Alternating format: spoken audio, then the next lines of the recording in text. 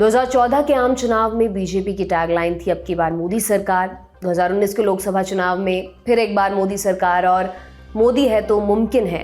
इन नारों के साथ बीजेपी ने अपने चुनावी अभियान का आगाज किया, दोबारा सत्ता में लौटी।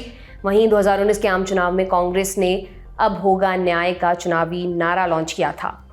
अब एक बार फिर आम चुनाव का बिगुल बज चुका है। रैलियों में भीड़ जुटाने, वोट्स पाने के लिए कुछ उम्मीदवार कैश तो कुछ शराब की बोतल तक का लालच देते नजर आएंगे। लेकिन वोटर्स को रिझाने के लिए राजनीतिक दल अभी से विज्ञापनों पर जमकर पैसा खर्च करना शुरू कर चुके हैं। इस बार आम चुनाव में करीब 97 करोड़ मतदाता अपने मताधिकार का इस्तेमाल करेंगे। इतनी बड़ी संख्या में वोटर्स तक पहुंचने के लिए राजनीतिक पार्टियां दुनिया की मशहूर विज्ञापन एजेंसियों के साथ डील कर रही हैं। आज के खर्चा पानी में हम इसी पर विस्तार से बात करेंगे, जानेंगे कि ऐसा क्या हुआ कि एड एजेंसियां चुनाव के नतीजे आने से पहले खुशी से नाच रही हैं। ये भी जानेंगे कि बीजेपी और कांग्रेस ने लोकसभा चुनाव प्रचार के लिए कौन कौन सी एड एजेंसियों के साथ डील की है और अब तक इन पार्टियों ने विज्ञापनों पर कितना पैसा खर्च किया है। नमस्कार, मेरा नाम दिव्यांशी समराव है। आप देख रहे हैं दी लल्लन टॉप का डेली फाइनेंशियल बुलेटिन खर्चा पानी। देश में लोकसभा चुनाव का शंखनाद हो चुका है। चुनाव आयोग ने आम चुनाव की तारीखों का ऐलान कर दिया है। चुनाव आयोग के मुताबिक देश में आम चुनाव 7 चरणों में होंगे। चुनाव की पूरी प्रक्रिया 19 अप्रैल से होकर 1 जून तक चलेगी, जबकि मतगणना 4 जून को होगी। ऐसे में सभी राजनीतिक पार्टियों ने आगामी चुनाव के लिए कमर कस ली है। इन राजनीतिक दलों ने रैलियों और सभाओं के अलावा विज्ञापनों के जरिए मतदाताओं तक पहुंचने के लिए बड़े पैमाने पर अभियान छेड़ दिया है। मेटा और गूगल का अनुमान है कि पार्टियों ने पिछले 3 महीनों में राजनीतिक विज्ञापनों पर 100 करोड़ से ज्यादा खर्च कर दिए हैं। ये आंकड़े 17 मार्च तक के हैं। ये रकम पिछले साल की इसी अवधि के मुकाबले 9 गुना ज्यादा है। इतना ही नहीं, अब खबर यह भी कि भारतीय जनता पार्टी ने कथित तौर पर आगामी लोकसभा चुनावों के लिए अपनी क्रिएटिव विज्ञापनों की देखरेख को लेकर लगभग 1 दर्जन दावेदारों में से दुनिया की जानी मानी विज्ञापन एजेंसियों मसलन मैककेन वर्ल्ड ग्रुप और स्केयरक्रो एमएनसी साची को चुना है।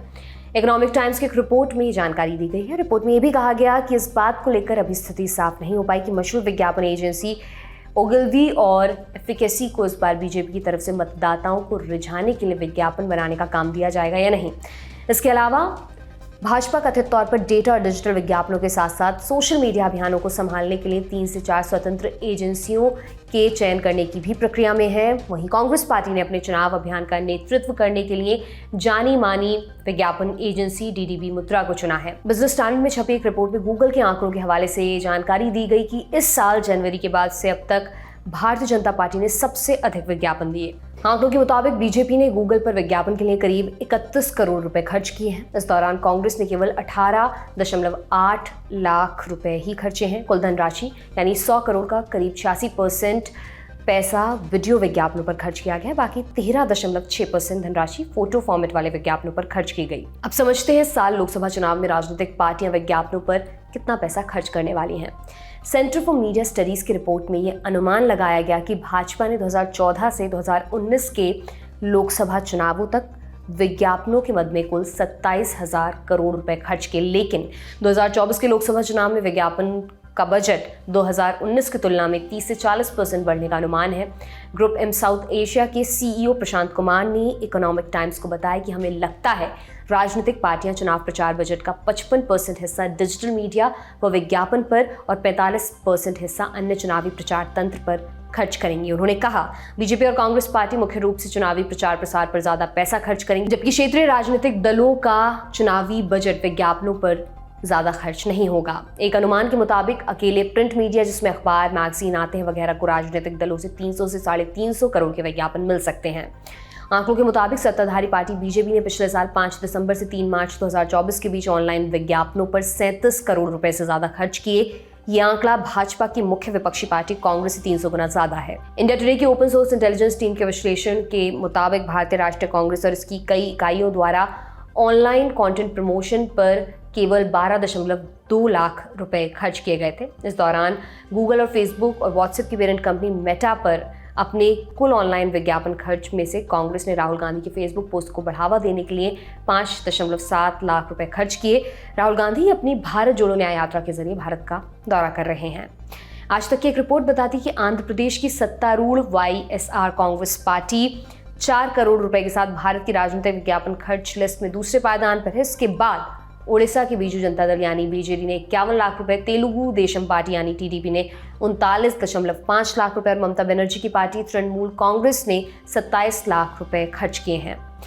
जाने माने चुनावी रणनीतिकार बिहार की जनसुराज पार्टी के मुखिया प्रशांत किशोर ने तेलुगु भाषा में अपने कुछ यूट्यूब वीडियोस को प्रमोट करने के लिए 2.5 लाख रुपए खर्च किए। इसके अलावा आंकड़ों से पता चलता है कि समाजवादी पार्टी, राष्ट्रीय जनता दल, झारखंड मुक्ति मोर्चा, शिवसेना गुट जैसी कई क्षेत्रीय पार्टियों ने ऑनलाइन विज्ञापनों पर पैसा खर्च नहीं किया है। हालांकि आम आदमी पार्टी गूगल पर एक विज्ञापनदाता के रूप में रजिस्टर्ड है, लेकिन ऐसा लगता है उसने इस अवधि के दौरान पार्टी की तरफ से कोई पैसा खर्च नहीं किया है। आम आदमी पार्टी मेटा के साथ रजिस्टर्ड नहीं है।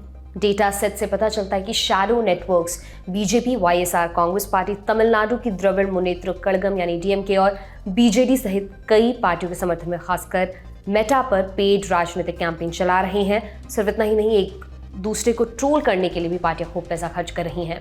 उदाहरण के लिए फेसबुक पेज महागठबंधन और बदलेंगे सरकार बदलेंगे बिहार, जिन्होंने जनवरी में अलग होने से पहले तक बिहार के जेडीयू आरजेडी गठबंधन के खिलाफ अभियान चलाया। इन पेजों ने पिछले 3 महीने में करीब 35 लाख रुपए खर्च किए। कुछ पार्टियां राजनीतिक प्रचार के लिए इंस्टाग्राम का भी सहारा ले रही हैं। 14 जनवरी से 28 फरवरी 2024 के बीच बीजेपी के 356 विज्ञापनों में से कम 190 अकेले इंस्टाग्राम पर चले। कांग्रेस ने 10 फरवरी से 3 मार्च के बीच 38 कैंपेन इंस्टाग्राम पर चलाए। अर्थशास्त्रियों के अनुसार इस साल आम चुनाव के लिए राजनीतिक दलों द्वारा 1 लाख करोड़ रुपए से ज्यादा खर्च हो सकता है। बैंक ऑफ बड़ौदा के चीफ इकोनॉमिस्ट मदन सबनवीस कहते हैं, साल 2019 के लोकसभा चुनाव में अनुमान लगाया गया था कि 60,000 करोड़ खर्च किए गए थे, लेकिन महंगाई को देखते हुए आम चुनावों में 1 लाख रुपए खर्च हो सकते हैं।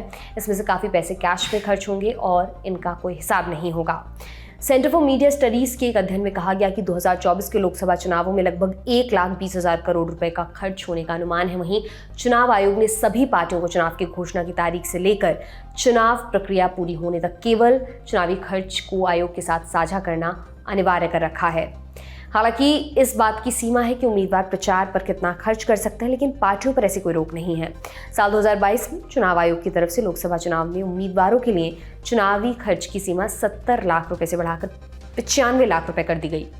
छोटे राज्यों के लिए ये खर्च सीमा 75 लाख रुपए है। सेंटर फॉर मीडिया स्टडीज की एक रिपोर्ट के मुताबिक 2019 के लोकसभा चुनाव के दौरान करीब 8 अरब डॉलर यानी उस समय के हिसाब से 55,000 करोड़ रुपए खर्च हुए और आज रुपए में ये रकम 66,181 करोड़ रुपए बैठती है। रिपोर्ट बताती है कि सबसे ज्यादा खर्च करीब 50% भारतीय जनता पार्टी ने किया। ये था आज का खर्चा पानी दोस्तों। ये बुलेटिन आपके लिए लिखा था हमारे साथी प्रदीप यादव ने। आप इसे लेकर अपनी राय कमेंट बॉक्स में जरूर दें। अगले एपिसोड तक अपना खूब ख्याल रखें। बहुत बहुत शुक्रिया।